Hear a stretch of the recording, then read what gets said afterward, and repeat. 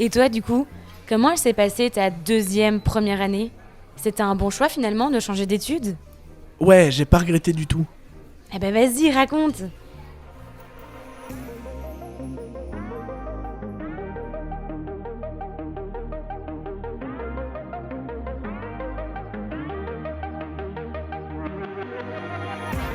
Louvain-la-Neuve. Une fiction audio en 6 épisodes, produite par Lucé Louvain et réalisée par Louis Escoufflet.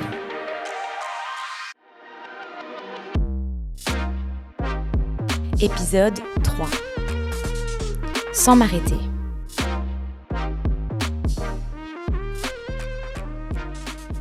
Après seulement quelques semaines en bachelier en sociologie et anthropologie, je me sens déjà beaucoup mieux qu'en kiné. À chaque cours, j'ai l'impression d'en apprendre plus sur la façon dont le monde fonctionne. Les autres étudiants de l'auditoire me ressemblent, ils partagent les mêmes préoccupations que moi, les mêmes craintes, les mêmes convictions, les mêmes envies. Ça se répercute sur mes notes aussi. Je réussis presque tous mes examens à la session de Noël. Et en juin, je finis par tous les passer. Ma moyenne n'est pas exceptionnelle, c'est vrai, mais au moins, je pourrais profiter pleinement de mes vacances. Même si mes nouveaux cours m'intéressent bien plus qu'avant, ça m'empêche pas de continuer à faire la fête. Bien au contraire. Je suis resté pour une deuxième année dans le même cote, dans le quartier de Locaille. Certains de mes cocoteurs de l'année dernière sont restés, d'autres ont déménagé pour laisser la place à des nouvelles têtes. On granaille une fois, 2 fois, parfois même 3 fois par semaine. Je me marre toujours autant. Je passe aussi beaucoup de temps avec Florence, une fille que j'ai rencontrée en auditoire pendant le cours d'anglais. Elle étudie les sciences politiques, elle est hyper intelligente, elle est drôle, sensible. Je pense que, assez rapidement, je suis tombé amoureux. Il faut dire que je suis déjà à m'attacher plutôt vite. Coup de chance, c'est son genre aussi. Florence est ma première copine, mais je suis pas son premier copain. Entre mes cours qui me passionnent, les moments que je passe avec mes potes et ma relation avec Florence, ma vie est vraiment idéale. J'ai envie que ça s'arrête jamais. Mais au milieu de tout ça, il y a Mathilde. Cette fille que j'ai rencontrée au bal des Busées et avec qui j'ai continué de parler tout l'été par message. Au début de l'année, à Louvain-la-Neuve, on avait été boire un verre à 2. Au bout de la soirée, on avait fini par s'embrasser. Le problème, c'est qu'à ce moment-là, j'étais déjà avec Flo depuis quelques semaines. J'adore Florence et je veux rester en couple avec elle. Mais je sais pas... Mathilde a ce truc, ce petit truc en plus, c'est trop difficile à décrire. Comme si elle me comprenait, comme si elle savait comment je me sentais rien qu'en me regardant dans les yeux, comme si... J'essaie de plus y penser, de plus me sentir mal par rapport à Florence. Je me dis que ça passerait avec le temps, que cette histoire est derrière moi et elle doit le rester. Après l'été, j'entame ma 3e année à Louvain-la-Neuve et ma 2e année en bachelier en sociologie et anthropologie. En même temps, je rentre dans le monde des CAP. Un CAP, ou quota projet, c'est un groupe composé d'une dizaine d'étudiants et d'étudiantes qui se rassemblent autour d'un projet commun. Il y en a pour tous les goûts. Il y a des CAP sur la musique, le cinéma, sur le sport, la cuisine, et même sur les histoires contées. Bref, il y en a en tout 79 sur le campus de Louvain-la-Neuve, et ils rassemblent plus de 800 étudiants. Moi, j'ai choisi d'intégrer un CAP qui cherche à sensibiliser sur les questions dans le monde de société et d'écologie. Ça résonne beaucoup avec mes études et ce sont des thèmes qui m'intéressent vraiment. Ça change de mon ancien cote où j'étais le seul avec l'esprit un peu bobo. Je réalise vraiment qu'il y a plein de mondes différents qui coexistent à Louvain-la-Neuve. Parce que oui, le plus cool dans un cote à projet, c'est qu'on habite tous ensemble. On vit dans le même cote, on cuisine ensemble tous les soirs, on organise toutes les semaines des soupes avec d'autres CAP, qui finissent bien souvent en teuf. Bref, j'ai jamais rencontré aussi rapidement autant de nouvelles personnes. En plus des soirées régulièrement bien arrosées, je continue à travailler dur. En même temps que mon bachelier, je choisis de suivre une mineure en droit. Un quart de mes cours sont des cours de droit, ce qui me permet d'acquérir tout un tas de connaissances juridiques, ce qui me servira certainement plus tard. Évidemment, ça me demande de travailler encore plus, mais j'ai pas l'impression que mon implication dans le quota projet m'épuise trop. En fait, j'ai même l'impression que le fait d'avoir des activités à côté de mes cours m'apporte beaucoup. Chloé Bertolon et Maxime Conrod sont tous les deux des étudiants à l'UC Louvain. Moi, c'est Chloé Bertolon. Je fais des études de psychologie. J'ai d'abord fait 2 ans de psychologie en France. Puis je me suis rendu compte que le programme me plaisait pas spécialement, donc je suis venue à Louvain-la-Neuve pour le programme de psychologie. Puis après, j'ai découvert tout l'univers des CAP, donc ça m'a d'autant plus donné envie de rester pour mon master. Et je suis passée par le Code Erasmus, j'ai fait externe, puis j'ai fait interne, et après je suis allée à l'organe. Et donc cette année, c'est mon année à l'organe justement. Et le rôle de l'organe, c'est un peu le code qui centralise toutes les informations pour soutenir les autres codes à projet. Bon, souvent, on dit le cap des caps, mais j'ai détesté cette expression. C'est pour ça que j'essaie d'expliquer un peu plus en quoi ça consiste. Je m'appelle Maxime Corotte, je suis étudiant en histoire, en communication de l'histoire, en Master 2, et je suis cette année président du groupement des cercles humanistes, le GCL. Le GCL, c'est un grand collectif étudiant qui regroupe les 11 cercles de l'université, donc sur le site de Woluwe et Louvain-la-Neuve. La première fois que je suis venue, c'était en repérage et c'était hyper vide, c'était fin juin, donc en fait tous les étudiants venaient de partir en vacances après les examens. Et je me suis dit, ah merde, c'est là que je vais venir étudier, genre sur le coup je ne l'ai pas trop senti. Puis quand je suis arrivée en septembre, ce qui m'a grave marqué, en fait c'est les briques, mais pas tellement les briques en tant que telles, mais le fait que t'as aucune distinction entre les appartements ou les facultés, genre tu sais pas quoi et quoi, alors que, en tout cas dans ma fac avant, c'était bien délimité, t'avais les lieux de résidence, puis le campus, et puis t'avais un campus par faculté, et pour aller de faculté en faculté, il fallait prendre le tram ou quoi, alors qu'ici tout est mélangé, et c'est vraiment ça qui m'a marqué la première fois. Je trouve ça chouette, je trouve qu'en France, en tout cas dans la ville où j'étais à Nice, ça faisait un peu des clans comme ça par faculté, alors qu'ici tout le monde est mélangé. Enfin, dans mon code, il n'y en a pas un qui fait les mêmes études, on n'est pas deux à faire les mêmes études. Donc je trouve ça hyper positif. Ouais. Et ce qui m'a beaucoup marqué, donc c'est le premier truc, c'est qu'on ne sort jamais le week-end à Louvain-la-Neuve et que c'est tout en semaine. Et en France, c'est tout l'inverse, quoi. Enfin, on sort le jeudi soir, c'est les soirées étudiantes.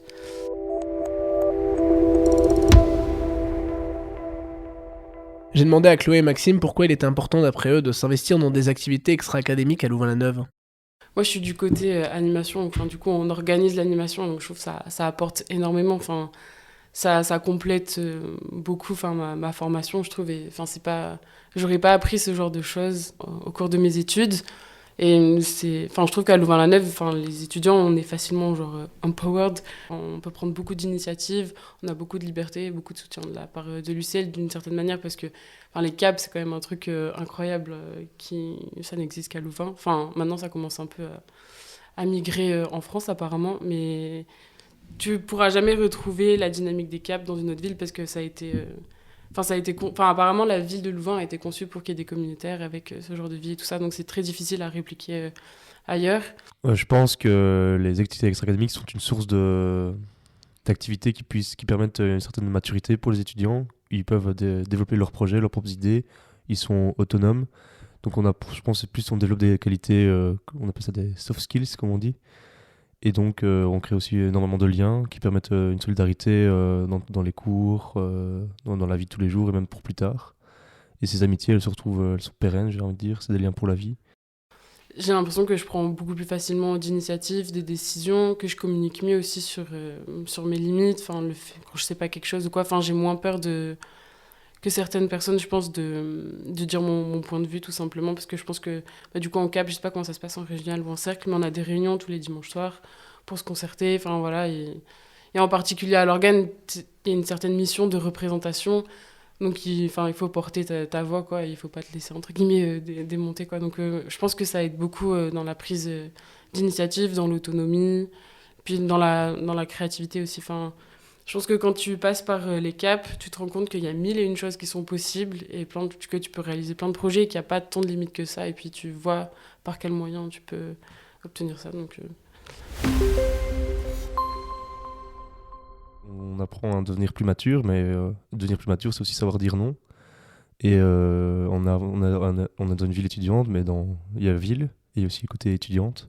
C'est nécessaire de savoir gérer ses études et sa vie à côté. Et ça, je pense qu'on l'apprend beaucoup plus dans les activités extra-académiques. Je pense que c'est jamais une mauvaise idée de s'impliquer dans un CAP, mais après, c'est sur ta question de la déresponsabilisation et du coup de la surimplication des autres. Je pense que dans n'importe quelle équipe, en général, ça doit arriver, ce genre de phénomène. Mais je pense qu'effectivement, on a peut-être tendance à se fatiguer à la longue. Et souvent... T'as plus la même énergie à la fin de tes 3 années de CAP qu'au début. Donc, je pense que quand même, ça fatigue d'une certaine manière. Mais après, l'impact sur les études, il y en a qui... moi, ma côté, je sais pas comment elle fait, mais elle réussit tout, quoi, de A à Z, donc ça existe. Je crois qu'il faut aimer l'imprévu, quand même, quelque part. Moi, je sais que... j'adore m'endormir le soir et me dire, purée, j'aurais jamais pensé qu'en me levant ce matin, j'allais traverser tout ça dans ma journée. Je pense qu'il faut être ouvert à la rencontre, parce que tu as les TDK, donc c'est les tournées des CAP, et c'est chaque CAP qui vient présenter son activité quand il en a une. Et donc, du coup, il sonne à chaque cap. Et enfin, voilà, c'est entre 18h et 22h, t'as du monde qui rentre dans ton cap. Et ouais, faut pas avoir peur de l'inconnu, il faut être curieux, je pense. Plus le temps passe et plus je passe du temps à m'investir dans mon quota projet. On organise des conférences, des soirées, des débats interactifs. Au final, ça me prend beaucoup de temps. Je sais pas trop comment font les autres membres de mon code pour ne pas être totalement crevé à la fin de la semaine. Moi, je passe le week-end à me reposer pour récupérer après toutes les soirées, les réunions intenses entre nous et les cours qui deviennent de plus en plus difficiles. Ça m'arrive parfois de devoir sécher quelques cours pour pouvoir organiser une activité avec le cap. Et au milieu de tout ça, ça devient difficile de caler quelques soirées à passer avec Florence. J'ai l'impression que le code à projet fonctionne comme une petite famille, puisqu'on est tous liés à un projet commun. En quelques semaines seulement, j'ai appris à connaître mes 8 cocoteurs, et après quelques mois, ils sont devenus de vrais amis proches. J'ai parfois du mal à comprendre toutes leurs blagues. Ils sont presque tous issus du Brabant wallon. Ils parlent tout le temps d'Harry Potter, alors que je n'en ai jamais lu aucun. Et ils font tous partie des scouts. Un de mes cocoteurs m'invite même à venir faire cuistot au camp qu'il animera cet été. Pendant la session d'examen de Noël, je suis obligé de laisser tomber un de mes examens. Un examen de droit, pour être sûr d'avoir assez de temps pour étudier tous les autres. Je finis par tous les réussir. Même si cette fois, mes points sont vraiment limite. Mon examen de droit, je pourrais le réussir en septembre, pendant la session de rattrapage. En février, après les examens, le temps semble s'accélérer hyper rapidement.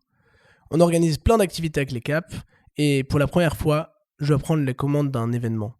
Tous les préparatifs, l'organisation, la coordination, tout ça me prend full temps. Pas facile de cumuler la pression et les attentes des autres membres de mon cap, même si on est plusieurs à travailler dessus et que mes cocoteurs m'aident pas mal.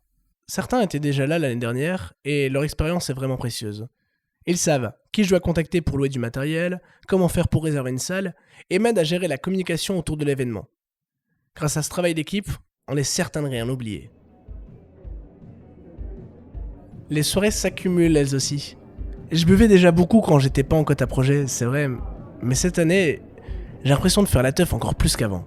Tous les lundis et tous les mercredis, on organise des soupers soirées avec d'autres caps, avec lesquels on vide plusieurs bacs de bière et plusieurs litres de cocktails avant de sortir en soirée. Les autres jours, je les consacre à mes potes de cours, à mes anciens cocoteurs, avec qui il m'arrive encore de sortir régulièrement. De temps en temps, je m'arrange pour voir Florence, aussi.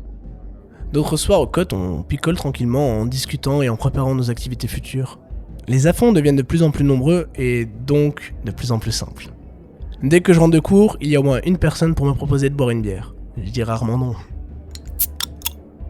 Je me rends compte petit à petit que ma consommation d'alcool est peut-être un peu problématique. Je bois tous les jours comme beaucoup d'étudiants et presque seulement de la bière. Mais c'est pas vraiment ça le problème. Les problèmes, ils arrivent plutôt le week-end. Le vendredi soir, alors que les autres capistes rentrent dans leur famille et que je suis seul au cote, ça m'arrive d'avoir envie d'ouvrir une bière ou deux. Je dois me forcer à résister. Et quand j'y résiste, j'ai parfois du mal à m'endormir. Je tremble, je transpire, j'arrive pas à fermer l'œil avant 4h du matin. Un de mes cocoteurs appelle ça la nuit des corbeaux. Tout ça parce que mon corps s'est habitué à ce que j'affonne au moins une bière le soir. Plus les week-ends passent et plus je me rends compte que ça devient problématique. Un dimanche soir, j'essaye d'en parler pendant la réunion hebdomadaire du CAP. Certains en rigolent, ça leur arrive aussi. Oh, ça fait partie du jeu. Un de nos cocoteurs nous raconte sans aucune honte que lui, il se pisse dessus assez régulièrement dès qu'il a un peu trop bu. Et il s'en rend même pas compte, mais le matin, il se réveille trempé. Dans le langage étudiant, on appelle ça faire un tsunami. C'est dégoûtant, ouais, mais ici, c'est plutôt banal. La présidente du COT, elle, me dit que je dois faire gaffe. Elle rappelle aux autres membres du COT qu'on doit mieux gérer notre consommation, qu'on doit pas délaisser notre santé, que le CAP c'est important mais qu'il faut savoir gérer le reste, qu'on doit toujours donner la priorité à nos études. Ah oui, tiens, parlons de mes études. C'est la 4e semaine depuis la reprise et j'ai pas encore mis un seul pied en l'auditoire. Je compte sur le pré-blocus des vacances de Pâques dans un mois pour rattraper mon retard. Parce qu'avec tout ce que j'ai à faire pour le CAP pour le moment, avec toutes les soirées prévues d'ici là, je n'ai pas vraiment le temps de travailler. Comment je peux faire pour suivre les cours quand je me lève tous les jours à 11h30 avec une grosse gueule de bois ? J'ai demandé à Pierre Morage, professeur de psychologie, si la consommation d'alcool des jeunes à Louvain-la-Neuve était vraiment si problématique et inhabituelle.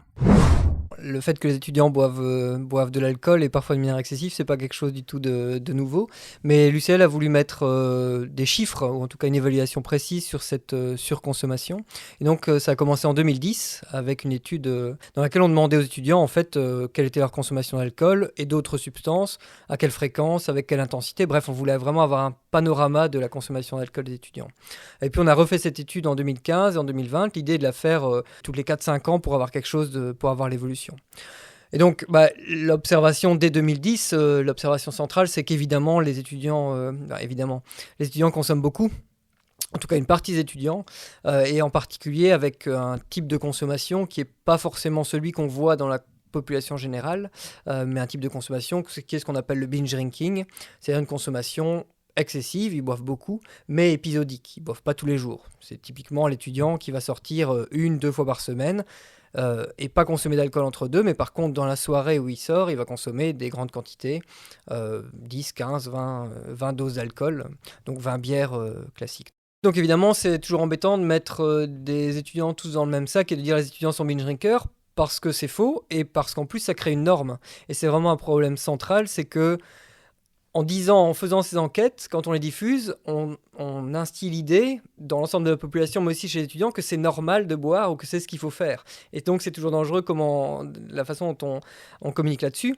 Globalement, on voit qu'il y a 20% de la population qui sont des gros binge drinkers, donc qui boivent vraiment 2 à 3 fois par semaine, une quinzaine de doses d'alcool. Et puis on a 30 à 40% des étudiants qui sont des binge drinkers modérés, qu'on appelle modérés, qui eux sortent une fois par semaine et boivent une dizaine de doses ou quelque chose comme ça. Donc on a vraiment, ça veut dire qu'il y a 50% de la population étudiante ou 40% qui ne sont pas binge drinkers, ou qui sont consommateurs raisonnables. Maintenant, le profil type du binge drinker, on voit que le pic de la consommation d'alcool chez les étudiants, c'est bac 2, bac 3. Donc bac 1, on découvre l'université, peut-être qu'on consomme déjà beaucoup, mais moins. Et puis après, on descend, la consommation diminue en master. L'autre aspect, les hommes consomment plus que les femmes, encore, même si les femmes tendent à rattraper, entre guillemets, ce retard. Et puis ce qu'on observe aussi, c'est plus on est inclus dans le folklore estudiantin, comme on l'appelle, plus on va avoir de binge drinkers. Et donc on a un taux de binge drinking qui commence à 50% dans l'ensemble des étudiants, on va dire, et puis qui monte à 70% chez les gens qui sont dans un quota projet ou une régionale ou un cercle. Et puis les baptisés, les calotés et les responsables de cercle, là on arrive... caloté, on est à peu près 90% de binge drinkers. Donc il y a vraiment cet aspect-là. L'autre aspect qui est peut-être plus spécifique à Louvain-la-Neuve, c'est l'aspect campus. Et là, on voit que les taux de binge drinking sont beaucoup plus élevés chez les gens qui cotent sur place ou qui vivent sur place versus les gens qui vivent à l'extérieur de Louvain ou qui retournent chez leurs parents le soir. Ça, c'est assez évident. Mais par rapport à d'autres universités, certainement que le campus de Louvain tel qu'il est conçu, à la fois parce qu'il a une concentration de bars au mètre carré qui est très intense, et à la fois aussi pour des raisons peut-être plus utiles pour la prévention, qui est le fait qu'on peut rentrer à pied sans devoir reprendre sa voiture. C'est finalement une ville idéale, entre guillemets, et je mets beaucoup de guillemets, pour la consommation d'alcool. Martin Deduve, un collègue d'Universanté, avait retrouvé une plainte du voisinage à Leuven, donc il y a plusieurs siècles, où les habitants se plaignaient déjà des excès alcooliques des étudiants. Donc évidemment, l'association étudiants-alcoolisation, elle est là depuis plusieurs siècles. Et si vous demandez aux personnes les plus anciennes, à nos parents, grands-parents, aller aux études, c'était s'inscrire dans le folklore étudiant, et ça, je pense pas que ça ait bougé beaucoup, le lien entre insertion dans la vie étudiante, folklore et consommation d'alcool. Alors, on a quelque chose, en Belgique, on a quand même un contexte particulier. Évidemment, si on compare, il y a plein de régions du monde où on ne boit pas d'alcool, mais même en Europe occidentale, l'alcool est valorisé globalement, mais les excès de consommation d'alcool ou la dérégulation complète du contrôle sur la consommation d'alcool de la population, on voit ça à peu près qu'en Belgique. Je veux dire, même si on compare à nos voisins, la France a une loi par exemple sur la publicité, pour réguler la publicité sur l'alcool, la loi E20. En Belgique, tout est possible dans la publicité pour l'alcool. Tout est possible aussi au niveau de la disponibilité. On peut trouver de l'alcool n'importe où et n'importe quand. Ce qui est impossible dans les pays anglo-saxons, par exemple, où il y a des heures où on peut vendre de l'alcool et des heures où on ne peut pas en vendre. Donc, troisième chose aussi, les prix. Le prix de la dose d'alcool en Belgique, il est ridiculement bas. Il y a des pays comme l'Écosse qui commencent à instaurer un prix minimum par dose. Ça veut dire qu'on ne peut pas vendre une dose d'alcool en dessous d'un certain seuil de prix. Ici, chez nous, vous avez quand même un contexte étonnant qui est j'ai de l'alcool partout, il n'est pas du tout pas cher, sa consommation est super valorisée et j'ai tout le temps des publicités qui me rappellent que c'est bien de consommer de l'alcool. Donc on a vraiment tout un contexte au-delà du milieu étudiant qui fait qu'on a tout est fait pour qu'on consomme et qu'on surconsomme. Ce qu'on a pu montrer plus récemment sur le binge drinking, c'est qu'il y a des conséquences qui sont moins connues et qui sont des conséquences plus à moyen terme. C'est-à-dire les étudiants qui vont pratiquer le binge drinking, eh bien, on voit qu'après même quelques mois ou un an, on voit que leur fonctionnement cérébral, donc le fonctionnement de leur cerveau, mais aussi leur capacité cognitive, la mémoire, l'attention, eh bien, diminue quand on est binge drinker. Donc c'est peut-être ça la nouveauté dans ces dernières années, c'est vraiment de montrer que le danger n'est pas que quand on est bourré, pour le dire trivialement, ou quand on boit de l'alcool tous les jours pendant 20 ans. Il y a quelque chose qui arrive plus vite et qui est durable sur le cerveau et sur la mémoire notamment. Pierre Morage a également analysé les raisons pour lesquelles les étudiants boivent de l'alcool. Je pense la grande différence entre la consommation, les motivations à consommer de l'alcool chez les étudiants et dans la population générale.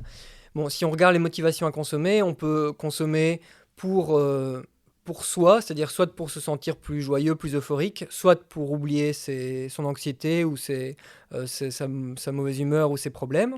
Et on peut consommer dans une visée sociale. Et là aussi, il y a deux catégories. Soit je consomme parce que je me sens bien avec les autres et pour m'intégrer dans le groupe et être bien dans le groupe, soit je consomme parce que si je ne consomme pas d'alcool, je vais être exclu du groupe ou je vais être rejeté.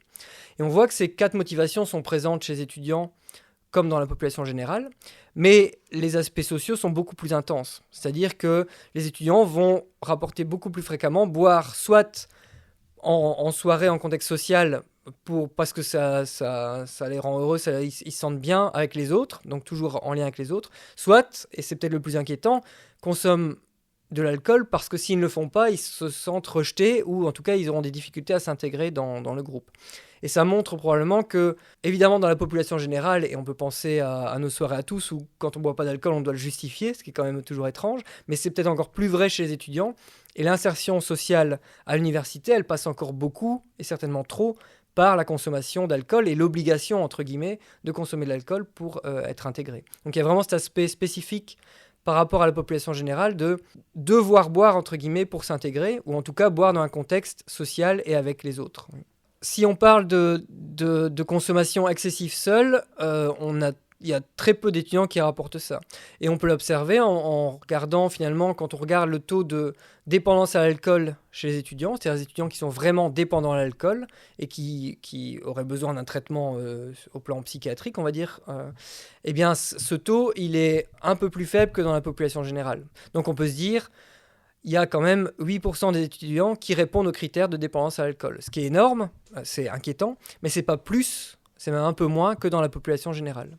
Par contre, quand on regarde les catégories de consommation qu'on va dire excessive ou qui a déjà des effets, eh bien là on voit que les taux de consommation chez les étudiants explosent. C'est-à-dire qu'on a à peu près 50% des étudiants qui ont au moins une consommation qu'on va dire néfaste, c'est-à-dire si elle continue, elle va amener à des conséquences négatives sur la vie de la personne. Alors que dans la population générale, ce taux de consommateurs dangereux, il est plus faible.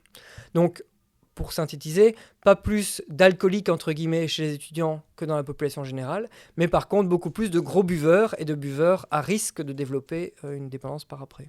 On sait que plus on consomme tôt et de manière intense de l'alcool comme les autres substances, plus le risque de devenir dépendant à l'âge adulte est important.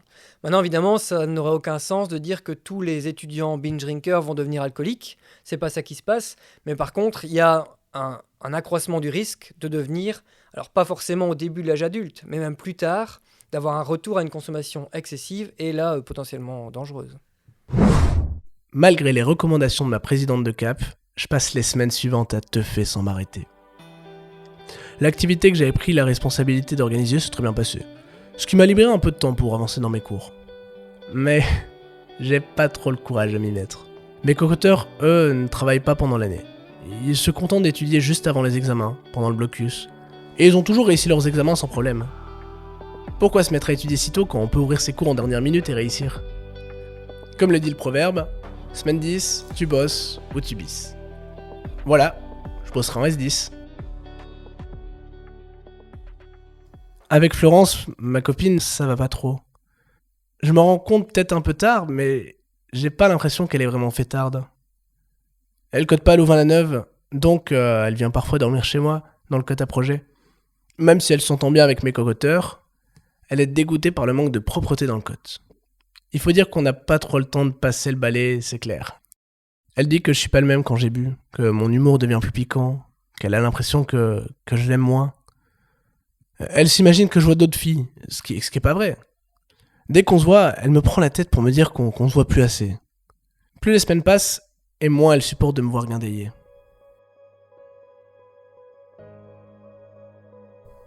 Un soir, alors que je reviens de soirée plus tôt pour la rejoindre dans la chambre, elle m'engueule à nouveau. Je pue l'alcool d'après elle. En retour, je me mets à l'insulter. J'étais un peu bourré, alors je sais plus exactement ce que je lui ai dit, mais je suis presque sûr que je l'ai insulté.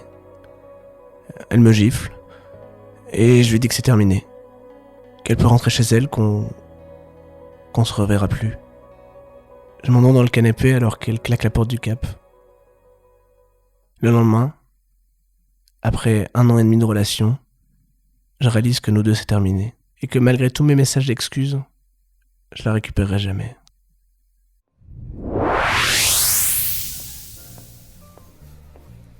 Et c'est à ce moment-là qu'on s'est recroisés, du coup ?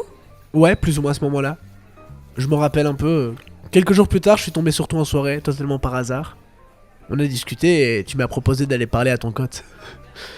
J'ai pleuré dans tes bras en parlant de Florence. Mais t'es parvenu à me réconforter. Mais on s'est pas embrassés cette fois-là. Non, on a juste discuté. Puis je suis retourné dormir chez moi. Tu sais, pour moi non plus, ça n'allait pas trop à ce moment-là. Dans ma vie, je veux dire. Bon, j'en étais où encore ? Ah oui. À la fin de ma 2e année, j'ai essayé de passer ma calotte. Mais celui que tout le monde appelle Suppo, le vice-président du cercle, a fini par réussir son coup. Juste parce que je n'avais pas cédé à ses avances, il a convaincu tous ses potes de voter contre moi à la cérémonie. Du coup, j'ai pas eu ma calotte. Comme quoi, ce mec est capable de s'investir dans autre chose que dans sa consommation d'alcool quand il le veut. Même si je suis super énervée contre lui, et aussi contre mon frère, qui ne m'a presque pas défendu face à son connard de pote, j'ai pas dit mon dernier mot. Et je vais pas me laisser faire comme ça. Après ça, avant la fin de l'année, je m'engage encore plus dans mon cercle étudiant. Je participe à tous les événements, j'aide à tenir le bar et à ranger les fûts vides, et je reste à chaque soirée jusqu'à 3h du mat pour nettoyer tout le cercle. Après ça, ils ne pourront plus me la refuser, ma calotte. Je m'investis tellement que j'obtiens même un poste à responsabilité dans le cercle pour l'année prochaine. Pour ma 3e année, je serai vice-présidente à mon tour, t'imagines ? Juste avant les examens de juin, je repasse ma Corona pour un nouvel essai. Et cette fois, je l'ai eu ma calotte. Dès le lendemain, plein de potes m'offrent des pins à accrocher sur mon nouveau couvre-chef. Je suis super fière de moi. Avec mon beau chapeau noir, encore tout propre. Évidemment, à la première soirée qui suit, je recroise Suppo. Et à son regard, il n'a pas l'air d'apprécier que je lui ai résisté. Plusieurs des filles du cercle m'ont raconté des trucs sur lui. Apparemment, il en a déjà fait chier bien plus d'une. Et il lui est même déjà arrivé de ramener chez lui des filles complètement bourrées. Maintenant que je suis vice-présidente, ça ne passera plus. Des gens comme lui, on ne peut pas les laisser traîner au cercle. L'année prochaine, je m'arrangerai pour qu'on ne puisse pas voir sa gueule ici. Même si on pourrait avoir tendance à croire que Louvain-la-Neuve, en tant que ville universitaire, est remplie d'étudiants bien élevés, féministes et éduqués à la notion du consentement, toutes les filles qui sont sorties un jour en salle de guindaille, elles vous le diront, savent bien que ça, c'est pas le cas. Pour en apprendre plus à ce sujet, n'hésitez pas à écouter le podcast UC Louvain Les Louves, dont le dernier épisode est sorti début mai 2022. Je réussis mes examens de 2e année aussi bien que ceux de première, puis l'été arrive. Je pars à nouveau en vacances avec mes potes de réto. On part en juillet, parce qu'en août, certaines d'entre elles doivent étudier pour la session de septembre. Ça devient un peu une petite tradition de partir ensemble chaque été, et ça me permet de pas trop les perdre de vue. Je suis contente de les revoir. Ça me rappelle ma vie avant Louvain-la-Neuve. Le collège me paraît déjà si loin, c'est dingue. Pour ma 3e année à Louvain-la-Neuve, je déménage. Puisque je fais partie des membres importants du comité, j'ai droit à ma chambre dans le code du cercle. Et ça change tout. Je deviens vraiment proche des autres membres du cercle, et notamment le nouveau président aussi, qui était parmi ceux qui m'ont baptisée il y a 2 ans. Mais en même temps, je dois dire adieu à ma vie perso. Puisque j'habite au cercle, je suis constamment sollicitée. C'est normal.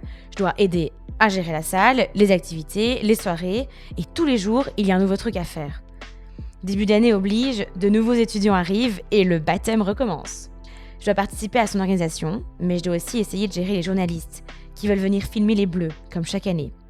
Évidemment que ça les intéresse, les médias. Ce sont des images choquantes, même s'ils n'y comprennent rien. Au même moment, les soirées s'enchaînent. Je m'amuse toujours autant à Louvain-la-Neuve. Depuis que je porte ma calotte, je me rends compte que le regard que les gens portent sur moi ont changé. On n'est pas tant que ça en fait dans la ville à en porter une, donc ça en pose. Dans les autres cercles, comme dans le mien, on m'offre plus facilement des bières, on me reconnaît plus souvent, et on me drague plus aussi. Mais bon, ça me dérange pas, j'avoue. Le début d'année file super vite. On est déjà fin octobre. J'ai l'impression d'avoir voyagé dans le temps. Je commence à stresser un peu pour mes études de psycho. En statistique surtout, je me rends compte que je suis complètement larguée. Je demande à mes potes de cours si je peux leur emprunter leurs notes, mais elles me reprochent de ne rien leur donner en retour. Ma famille aussi, elle est déçue, puisque je ne rentre plus à la maison tous les week-ends. C'est vrai que je ne les vois plus autant qu'avant, mais j'ai pas trop le choix. Être vice-présidente du cercle, c'est presque comme un job à plein temps au final.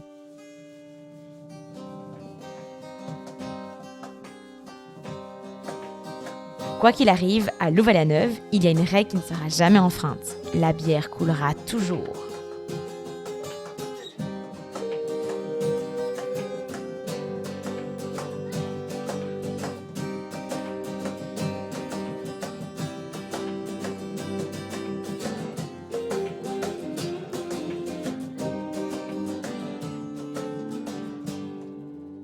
J'ai l'impression que ma vie est un tourbillon incessant de guindailles, de gueules de bois, puis de nouvelles guindailles. Il y a les soirées de notre cercle, les soirées des autres cercles, les soupers communs, les soupers de régio. Quand toutes nos conversations tournent autour de la guindaille, c'est impossible de dire non à une soirée, et encore moins à une simple bière. Quand on habite juste au-dessus de la salle où tout le monde s'amuse sans arrêt, et où la musique est tout le temps à fond, c'est difficile de dormir et encore plus de travailler. Alors, je continue de sortir. Je suis jeune, alors autant en profiter, non ? En tant que vice-pré, on s'attend à ce que je sorte régulièrement. On s'attend à ce que j'affonne et à ce que je montre ma tête aux soirées, et que je sois présente un maximum. Si tous les autres membres du code sortent, je peux pas mettre la mauvaise envie. Je me sens obligée de les suivre, même quand j'ai pas trop envie. Ça peut paraître bête, mais j'ai vraiment l'impression de ne pas avoir le choix. Ma consommation d'alcool commence à me faire peur, mais j'ai choisi ce poste. Et puis tous les vice-présidents des autres cercles, eux aussi, ils sortent tous les jours. Moi aussi, je dois assumer mes responsabilités. Après les examens de Noël, c'est la douche froide. Pour la première fois de ma vie, j'ai raté un examen. J'en ai même raté 2, dont l'examen de stats. Je sais bien, il y a plein d'étudiants qui ratent des examens, et je sais bien que je pourrais les rattraper en septembre. Mais même en essayant de me rassurer, je suis totalement démoralisée. Mes parents me font comprendre que c'est pas grave. Ils me rappellent que mon frère avait lui aussi des examens de repassage assez souvent. D'un côté, ils me disent que c'est pas si grave, et de l'autre, ils me disent que c'est la faute de mon investissement dans le cercle. Merci Sherlock. Je sais pas quoi faire. Est-ce que je dois laisser tomber le cercle ou mes études ? Est-ce que je dois simplement sacrifier mon année de psychologie pour pouvoir m'investir ? Les deux solutions me paraissent tout autant déprimantes. Comment ils font les autres étudiants pour trouver le juste équilibre ? En plein milieu de ma déprime, je suis allée voir Florian Marion, chercheur en philosophie à l'UC Louvain. Peut-être qu'il pourra m'aider. Je lui ai demandé comment la question de l'épanouissement et du bonheur était envisagée par les philosophes.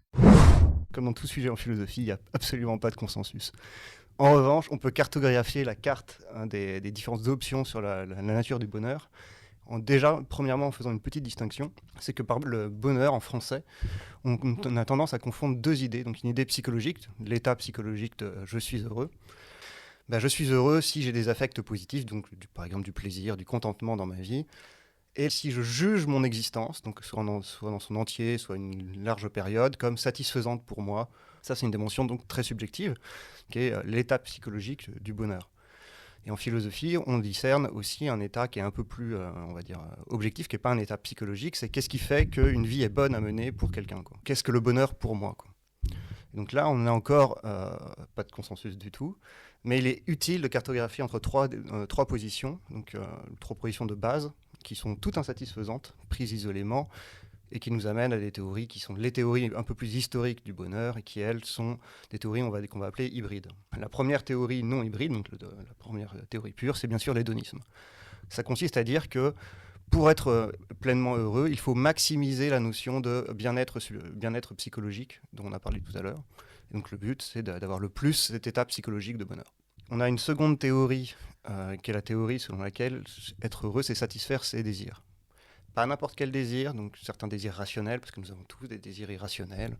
Si je veux décrocher la lune, je risque d'être déçu et d'être condamné au malheur. Mais bon, en grosso modo, première théorie, l'hédonisme, et seconde théorie du bonheur en philosophie, l'idée qu'on satisfait nos désirs. Et la troisième, c'est une théorie qui est objective pour le coup, mais très très objective, qui consiste à dire qu'en gros, il y a une to-do list à satisfaire pour tout être humain. Et si vous la remplissez, vous êtes heureux. Donc vous avez une liste objective de choses à remplir. Donc ça peut être avoir des relations amicales, avoir des relations sociales satisfaisantes, avoir aussi cet état psychologique de bonheur, c'est-à-dire qu'on l'inclut dans la liste objective, parce qu'on a l'impression que si psychologiquement on est complètement déprimé, ça n'a aucun sens de dire que nous sommes heureux. Et donc voilà ces trois théories de base. Et bien sûr, on peut trouver des objections à chacune pour dire pourquoi elles ne marchent pas, quoi. Donc la première, l'une des raisons pour laquelle elle ne marche pas, on pourrait reprendre une expérience de pensée qu'on appelle la machine expérience de Robert Nozick, donc un philosophe du XXe siècle, qui consiste à dire que on pourrait imaginer une machine dans laquelle vous brancherez un peu comme dans la matrice, ou qui reproduirait non pas simplement un état de plaisir purement hormonal, puisqu'on pourrait dire que finalement l'état psychologique de bonheur, si c'est un état psychologique, et que si tout état psychologique se réduit à un état neuronal, finalement c'est juste un cocktail d'hormones, et être heureux, la solution, elle serait vite répondue, comme disent certains. Il suffirait d'avoir le bon cocktail hormonal, de le distribuer à tout le monde serait heureux, et ça serait parfait. Dans l'idée hédoniste, il y a quelque chose de plus, c'est vraiment l'idée qu'on maximise l'état psychologique de bonheur, mais aussi, en un sens un peu plus grand, les expériences positives. C'est-à-dire que ce qui est important, c'est pas simplement d'avoir du plaisir brut, c'est aussi d'avoir vécu une certaine expérience. Et donc dans la machine expérience de Nozick, il nous propose un cas où la machine pourrait nous faire croire que nous réalisons effectivement chacune des expériences positives que nous désirons. Ça pourrait être l'idée d'épouser la personne dont vous êtes secrètement amoureux, etc., et qu'elle vous aime en retour, et on vous donnerait cette expérience positive.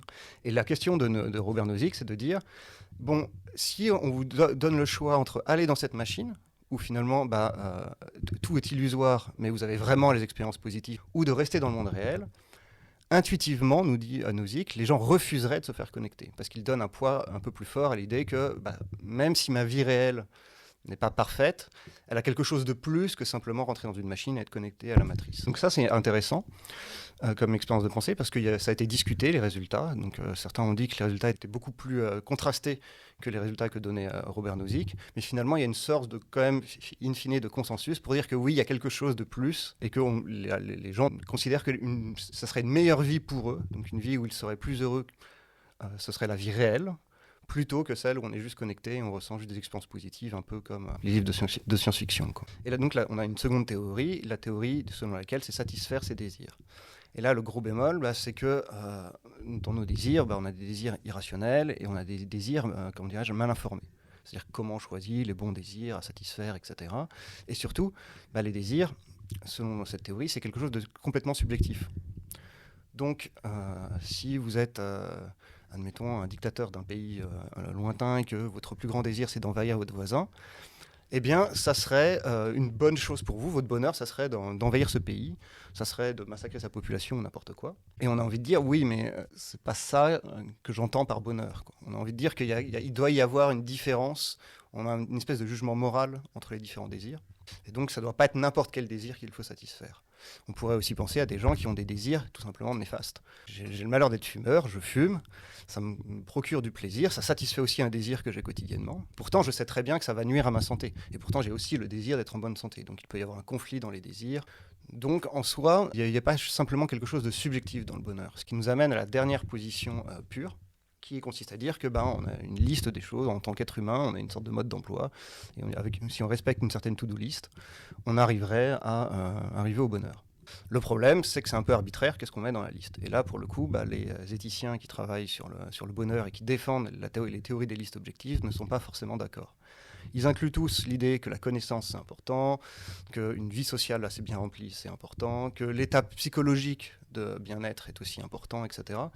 Mais ils ne sont pas d'accord sur d'autres points, notamment est-ce que fonder une famille, c'est nécessaire ou pas.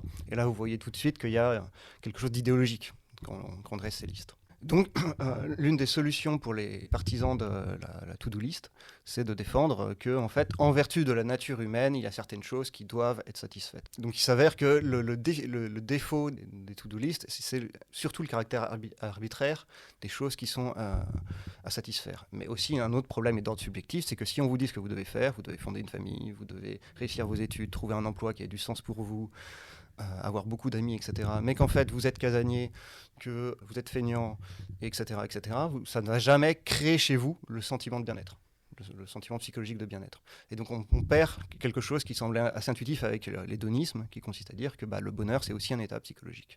Et donc ça, c'est important. Ah oui, un truc marrant sur le bonheur, par contre, dans les études de psychologie positive, on a remarqué que les ressources financières, au-delà d'un certain seuil, ne jouaient plus sur le bonheur des gens. C'est-à-dire qu'il est faux de dire que l'argent ne fait pas le bonheur, il faut quand même un minimum, il faut des conditions matérielles, quoi. Mais au bout d'un moment, ça influe plus, quoi. Si votre but est d'avoir un yacht, c'est certainement pas un but raisonnable ou rationnel pour être heureux, quoi. Et de même, les études psychologiques montrent que la plupart des gens se disent heureux. Pas forcément maximalement heureux, mais la plupart des gens se disent heureux. Ce qui est un peu bizarre, parce que quand on demande individuellement, on a tendance à se dire que les gens sont un peu déprimés, on a tendance à dire que ils ont beaucoup de soucis en ce moment, etc. Mais quand il faut donner un avis, un jugement sur sa vie de manière générale, les gens sont plutôt assez satisfaits. Je trouve ça fascinant tout ce que m'explique Florian Marion. Je fais directement le lien avec ma situation actuelle. Mais il y a quand même une question que je me pose. Que faire de la consommation d'alcool dans tout ça ? Pour y répondre, on a juste à reprendre les 3 théories du bonheur. Si vous êtes hédoniste et que ce qui compte, c'est simplement le plaisir, on pourrait penser que si vous êtes tout le temps bourré, vous êtes vous avez des sentiments positifs, donc vous êtes heureux, quoi. Après, le problème, c'est que même les hédonistes défendent que c'est une expérience positive. Et donc, quand on parle d'expérience positive, on a peut-être aussi envie de parler de diversité. C'est pour ça que dans la machine à expérience de Nozick, notamment, il vous dit vous pouvez être un compositeur génial qui a produit une œuvre et savoir ce que ça fait, vous pouvez être un grand écrivain, vous pouvez, voilà. Il ne propose pas des trucs basiques de dire, voilà, vous êtes shooté à l'héroïne, quoi. Il propose quand même, la machine à expérience, des trucs un peu plus riches. Donc, certains hédonistes vont hiérarchiser les plaisirs. Et il est probable que les plaisirs dus aux substances psychotropes ne soient pas très élevés. D'un point de vue satisfaction des désirs, la situation est encore pire, puisque la satisfaction des désirs, c'est surtout des désirs rationnels, c'est-à-dire des désirs bien informés et qui ne vont pas impliquer de diminuer par exemple mon temps d'existence, ou ma santé, ou mon bien-être, ou tout simplement mes facultés mentales, etc. Et très clairement, si vous buvez beaucoup d'alcool, si vous prenez beaucoup de drogue, etc., vous allez avoir des grosses nuisances sur votre santé. Donc en gros, vous agissez comme quelqu'un d'irrationnel, ou du moins d'irraisonnable. Un théoricien qui dit que le bonheur est dans la satisfaction de vos désirs dirait que vous avez de mauvais désirs et que vous ne serez pas heureux. Et dans la to-do list, là je pense que c'est assez évident, je pense qu'aucun philosophe n'a mis se défoncer tous les soirs dans sa to-do list pour être heureux. Donc fatalement, c'est plutôt un échappatoire à notre malheur que quelque chose qui va nous procurer du bonheur, quoi. La rencontre avec Florian Marion me soulage énormément. Si je veux être à nouveau à l'aise avec moi-même et terminer mes années d'études en beauté, je dois d'abord revoir mes priorités. Dès le début du 2e quadrimestre, je décide de suivre des cours particuliers en stats. C'est un ancien élève de psycho, qui est maintenant doctorant à l'UC Louvain, qui me propose des petits cours privés. Ce cours particulier me force à travailler pendant la semaine et à garder la cadence, à ne pas oublier mes cours au détriment de ma guindaille. Les soirées ont repris, mais là aussi, je me laisse pas aller. À partir de maintenant, je résiste à la pression. Je continue à sortir de temps en temps, mais je me force pas à boire quand je n'ai pas envie. Je réalise que je peux m'investir dans le cercle d'une autre manière, grâce à la revue. La revue, c'est un grand spectacle organisé par le cercle, dans lequel les étudiants parodient les professeurs de leur faculté. C'est bon enfant, mais en même temps, je suis impressionnée par la rigueur avec laquelle le spectacle est organisé tout au long de l'année. Il y a des étudiants acteurs, scénaristes, chanteurs, décorateurs, couturiers, tout le monde y contribue à sa manière. Moi, je fais partie des danseurs. J'adore danser. Je deviens pote avec plein de nouvelles personnes que je ne connaissais pas avant. Pendant des semaines, le spectacle se prépare et je le vois évoluer, s'améliorer jusqu'à la première représentation. Tous les étudiants du cercle et de la faculté sont là pour rire ensemble avec les professeurs. Je trouve ça génial de pouvoir faire vivre le cercle autrement qu'à travers la guindaille. Il n'y a pas que le baptême et les beuveries dans lesquelles les étudiants s'impliquent. Le folklore estudiantin, c'est aussi des projets humains et artistiques énormes comme celui-là. Après la revue, c'est presque la fin de l'année. La fin de ma 3e année, la fin de mon bachelier. Grâce à mes cours particuliers, je serai prête pour l'examen de stats que je passerai en septembre. L'année prochaine, je serai en stage. Alors en attendant les examens de juin, je fais la fête encore un peu.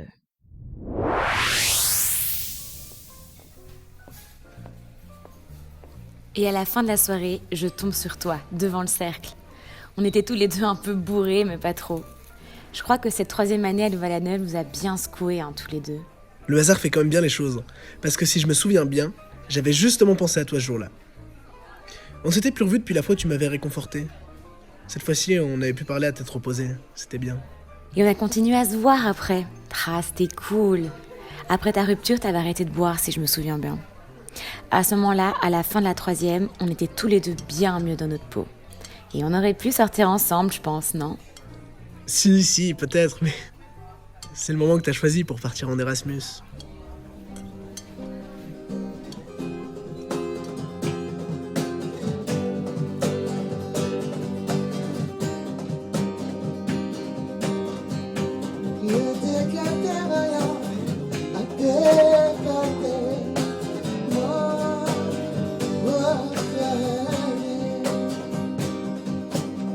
Dans Louvain, des soirées, des lyriques, des concerts, surtout Cadaille. Je chante et fêtais toute la nuit, partout où j'aille. Pleurer dans la rue, je pissais sur la mur, c'est génial. Mais tout le monde me disait, ici, tout ça est normal. Mais tout est normal. Tout à coup, j'étais dans le vent.